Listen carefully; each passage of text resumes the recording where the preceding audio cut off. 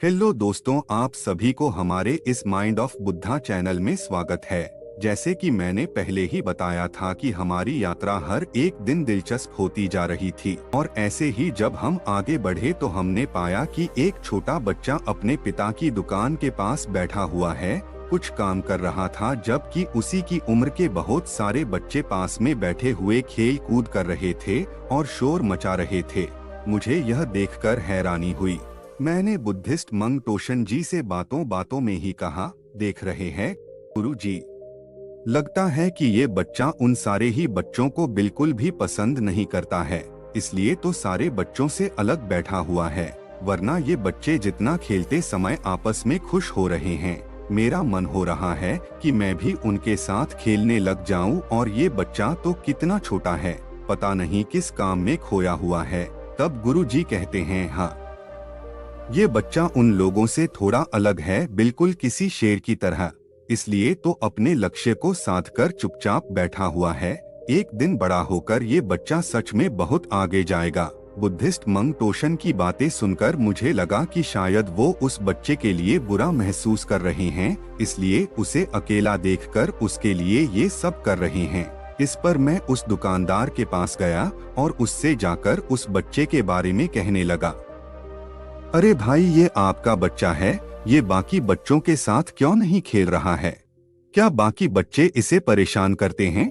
दुकानदार बोला कि अरे नहीं नहीं, ये समय आने पर खेल भी लेता है, वरना हमेशा इसी तरह चुपचाप बैठकर किसी न किसी काम में उलझा रहता है। भगवान जाने इसके मन में क्या आता है, ऐसा छोटा है कि इसे समझा भी नहीं सकते। तब मैं बोला, मैं इस बच्चे को देखकर हैरान था, क्योंकि बाकी सभी बच्चे खेल रहे थे, मजे से शोर मचा रहे थे और खिलखिलाकर हंस रहे थे। ऐसे में किसी का भी मन उन बच्चों की तरफ आकर्षित हो जाता है, लेकिन वो बच्चा बैठकर अपने काम में उलझा हुआ था और उसके चेहरे पर बिल्कुल भी ऐसे भाव नहीं थे कि जैसे उसे जबरदस्ती बिठाया गया हो या फिर वो काम करना उसके लिए बहुत जरूरी हो। उसका ध्यान बिल्कुल भी नहीं भटक रहा था। मैं देखकर हैरान था। इस पर मेरे चेहरे की उलझन देखकर बुद्धिस्ट मंग ने कहा, तुम इस बच्चे को लेकर बेकार ही सोच रहे हो, ये किसी शेर की तरह अपने लक्ष्य को साध कर बैठा हुआ है। उसके चेहरे की शांति और उसके एकाग्रचित मन को देखकर मुझे ये साफ नजर आ रहा है कि ये अपने लक्ष्य को पूरा करके ही अपना ध्यान कहीं और लगाएगा और बड़ा होकर एक सफल इंसान बनेगा, जो अपने लक्ष्य तक कैसे पहुंचते हैं उसकी परख रखता हूँ। मैं समझा नहीं गुरु जी, इतना छोटा बच्चा अपने लक्ष्य को कैसे साध सकता है? इस उम्र में तो बच्चे ठीक तरह से ये नहीं सोच पाते कि उन्हें करना क्या है, और आप इसकी तुलना एक शेर से कर रहे हैं। ये तो बहुत बड़ी बात हो गई ना। गुरु जी कहते हैं, देखो, मेरी बात का किसी उम्र से कोई भी लेना देना नहीं है। बड़ी उम्र के लोग भी अपने मन को एकांत या एकाग्रचित नहीं कर सकते, उनका ध्यान भटकता रहता है, जबकि उनके जीवन के लक्ष्य उनके सामने ही होते हैं, लेकिन वो उस पर चलने का सही रास्ता नहीं जानते। जरा इस बच्चे को ध्यान से देखो, क्या इसके अंदर तुम्हें किसी शेर जैसे गुण नहीं दिखते? शेर हमेशा अपने लक्ष्य पर ध्यान साध कर चुपचाप बैठता है और कभी भी बिना शोर मचाए धीमे कदमों से अपने लक्ष्य की ओर मजबूती के साथ आगे बढ़ता है। अगर तुम भी अपने लक्ष्य को पाना चाहते हो तो तुम्हें भी शेर जैसे गुरु को अपनाना होगा, और ये देखो, ये बच्चा वही कर रहा है। शेर तो एक शिकारी है गुरु जी, आखिर मैं उससे क्या सीख सकता हूँ और लक्ष्य को पाने के लिए शेर से क्या गुण सीखने चाहिए? गुरु जी कहते हैं, शेर के अंदर ऐसे बहुत से गुण होते हैं जिन्हें सीखकर तुम अपने लक्ष्य को आसानी से पा सकते हो। बस तुम्हें खुद पर काम करना होगा। जैसे कि शेर से तुम पहला गुण ये सीख सकते हो कि एकांत में रहकर अपने लक्ष्यों को पूरा किया जा सकता है, और शेर हमेशा ही एकांत में ही रहता है और अपने लक्ष्य पर ही अपनी नजर बनाए रखता है। वो किसी बकरी की तरह झुंड में नहीं रहता है। जिस तरह एक बकरी के चिल्लाने से सारी बकरियां आपस में में करके आवाज लगाने लगती है, शेर कभी ऐसा नहीं करता है। वो बेहद शांति से अपने शिकार पर अपनी नजर कराकर रखता है, ताकि वो अपने लक्ष्य तक आसानी से पहुंच सके और बीच में आने वाले खतरे को पहले से ही देख सके। जिस तरह से कुत्ते एक साथ मिलकर बिना बात ही भौंकने लगते हैं, उस तरह से कभी भी शेर नहीं करता। शेर हमेशा खामोशी से सारी स्थितियों और परिस्थितियों को नापता जोखता है, ताकि वो किसी भी खतरे में ना फंसे और खतरे में फंस जाने पर आसानी से निकल सके। वो अपने लक्ष्य तक इसी तरह से आसानी से पहुंच जाता है। ठीक इसी तरह से तुम्हें सिर्फ जीत के बारे में सोचना होगा।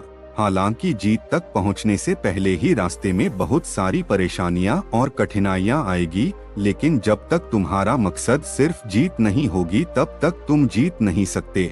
हमेशा एक बात को याद रखो, जीत का कोई आकार या कोई वजन नहीं होता। ये छोटी भी हो सकती है और बड़ी भी हो सकती है।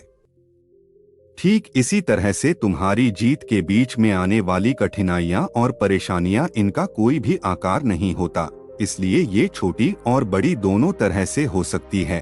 ये कम समय या फिर ज्यादा समय तक हो सकती हैं और तुम्हें एक शेर की तरह बिना डरे ही आगे बढ़ना है। जिस तरह से एक शेर अपने शिकार के वजन या आकार से डरता नहीं है, बल्कि अपना ध्यान लगाकर रखता है और अपने इरादे मजबूत करके दहाड़ते हैं, तुम्हें भी अपनी जिंदगी के ऊपर पूरी तरह से ध्यान लगाना होगा। अपने लक्ष्यों तक पहुंचने के लिए बिना डरे आगे बढ़ना होगा और एकमात्र उसी लक्ष्य को ध्यान में रखना होगा। इसके अलावा तुम्हें अपने नजरिए को बदलना होगा। तुम्हें अपने अंदर एक सकारात्मक सोच को जन्म देना होगा। हर बात को सोचकर चलो, किसी से जलकर चिढ़कर या फिर हालत से हारकर हमेशा खुद को या दूसरों को दोष देना बंद करना होगा। अगर कुछ गलत हो गया है तो भी तुम्हें उन गलतियों से सीखना होगा और ये भी कि दोबारा उन गलतियों को ना दोहराएं।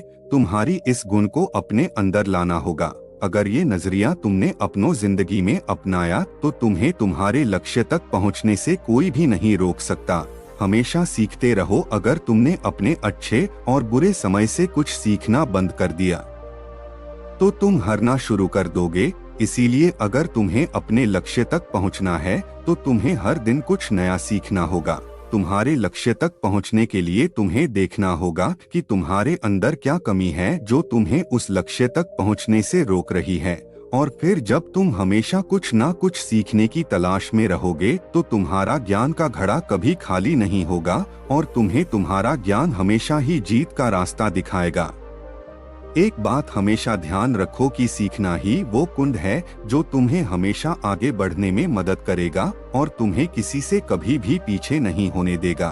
और अब तुम्हें मैं सबसे जरूरी बात बताता हूँ, तुम्हें भी सब्र रखना होगा, क्योंकि अगर तुमने सब्र ही खो दिया तो तुम कभी भी अपने उस लक्ष्य तक नहीं पहुँच पाओगे जिसकी चाहत तुम्हें है।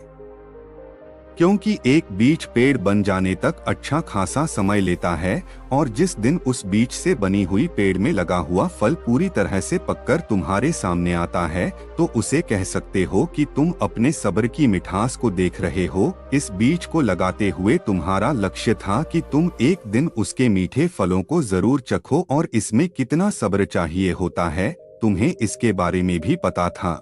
इसी तरह से तुम अपने लक्ष्य को आसानी से पा सकते हो। बस अपने अंदर सब्र को बनाए रखो। बस ये कुछ बातें तुम्हें तुम्हारे लक्ष्य तक जरूर पहुंच जाएगी। बुद्धिस्ट मंक टोशन मुझे समझा ही रहे थे कि तभी वहां कुछ लोगों पर मेरी नजर पड़ी जो बुद्धिस्ट मंक टोशन इनकी बातें को बहुत ध्यान से सुन रहे थे। इस पर उनमें से एक आदमी हमारे सामने आया और बुद्धिस्ट मंक टोशन के पैरों के पास बैठते हुए उनसे हाथ जोड़कर कुछ कहने लगा, जिसे सुनकर मेरा मन अब हद से ज्यादा खुश हो गया था। आज का वीडियो इतना ही और अगले एपिसोड में जानेंगे कि क्या हमारा मन पावरफुल होता है, आखिर कैसे अपने मन को हम कंट्रोल कर सकते हैं और कैसे उसकी मदद से एक सक्सेसफुल इंसान बनाया जा सकता है। इन सभी सवालों के जवाब हम अगले एपिसोड में जानेंगे। सुनते रहिए माइंड ऑफ बुद्धा।